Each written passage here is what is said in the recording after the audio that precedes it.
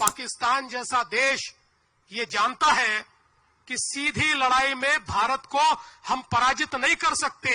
दिल्ली के बम विस्फोट जैसा एक विस्फोट करके फिर एक बार अपने प्रेजेंस को दिखाने का प्रयास वो करते हैं। इनके इरादे तो भारत के हर कोने में इसी प्रकार से बम विस्फोट करने के थे। मुंबई सहित कई हमारे देश के शहर इनके टारगेट पर थे।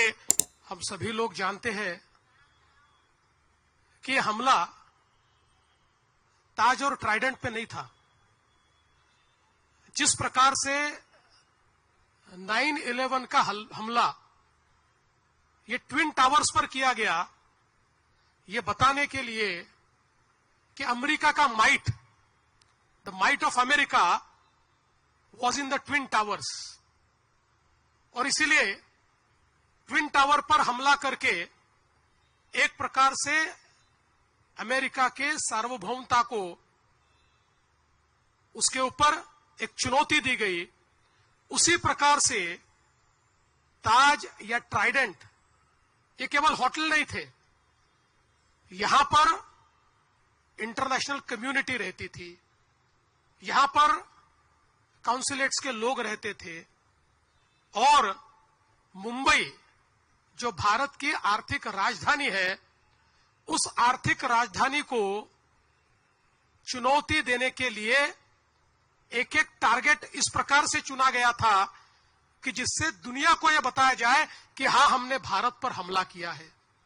यह हमला मुंबई पर नहीं था, यह होटल पर नहीं था, यह हमला भारत की सार्वभौमता पर था। यह हमला एक हमको चुनौती थी। उस समय इस हमले के बाद अगर उस चुनौती को हम समझ लेते और शायद उस समय ऑपरेशन सिंदूर जैसी हिम्मत हम दिखाते, तो आज हमारे ऊपर हमला करने की हिम्मत कोई नहीं करता। लेकिन उस समय हम लोगों ने वो हिम्मत नहीं दिखाई।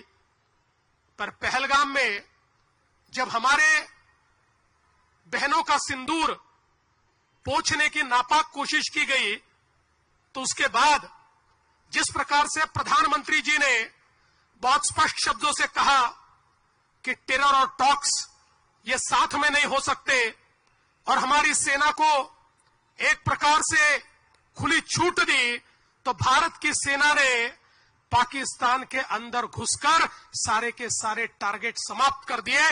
पाकिस्तान कुछ नहीं कर पाया, और एक प्रकार से ऑपरेशन सिंदूर के माध्यम से भारत की ताकत, भारत की क्षमता ये दुनिया ने देखी, और आज दुनिया ये मानती है कि भारत एक बदला हुआ देश है, भारत एक मजबूत देश है।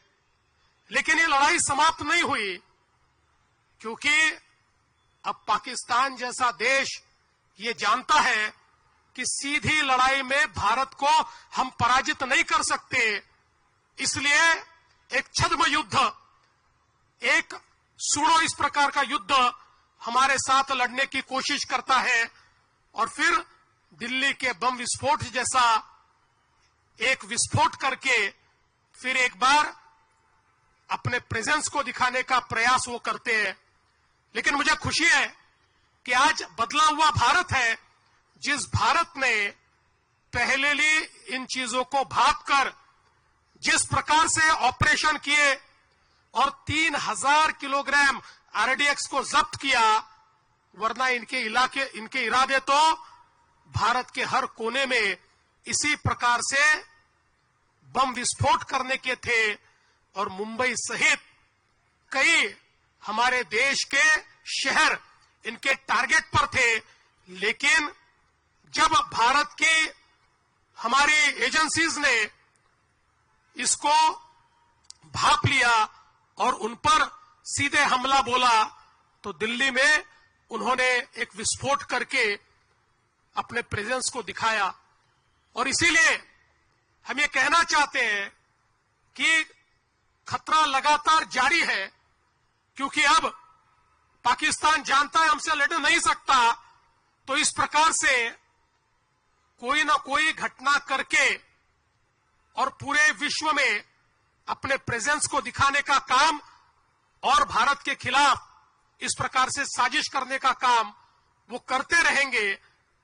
और इसीलिए मैं कहना चाहता हूं, हम सभी को अलर्ट होना पड़ेगा, सजग होना पड़ेगा। सभी को देश के आंख के रूप में, देश के कान के रूप में काम करना होगा और देश की जबान में हमको बोलना पड़ेगा। उसी इरादे से आज का एक कार्यक्रम यहां पर आयोजित हुआ है। मुझे बहुत खुशी है कि सदानंद दाते जी जो आज एनआईए के चीफ है, आज उनका यहां पर सत्कार होने वाला है। इन जाबाज हमारे नायकों ने उस समय जो लड़ाई लड़ी, हमारे करकरे जी, कामटे जी, साहसकर जी और तुकाराम ओंबळे जैसे एक हमारे जवान कि जिन्होंने अपने शरीर में तो गोलियां खा ली लेकिन कसाब को छोड़ा नहीं, उस कसाब को फांसी तक ले जाने का काम करने वाले तुकाराम ओंबळे, ऐसे कई लोग, मेजर उन्नी कृष्णन, एपीआई मोरे, ऐसे कई शहीद। और उन शहीदों के साथ हमारे लड़ने वाले सारे लोग, और उसी में से एक लड़ने वाले हमारे सदानंद दाते जी, जिन्होंने मैडम कामा हॉस्पिटल में जिस समय ग्रेनेड फेंका गया और ग्रेनेड से वो जख्मी हुए, फिर भी पीछे हटे नहीं। जब तक वहां पर आतंकवादियों का खात्मा हुआ नहीं, वो जमे रहे और आतंकवादियों का खात्मा किया। ऐसे हमारे दाते जी का आज यहां पर स्वागत और सत्कार करते हुए हमें बहुत खुशी है। और उसी के साथ साथ जैसे शांति के लिए लड़ना भी जरूरी है, वैसे ही शांति के लिए हम समाज में सकारात्मकता तैयार करें, ये भी बहुत जरूरी है।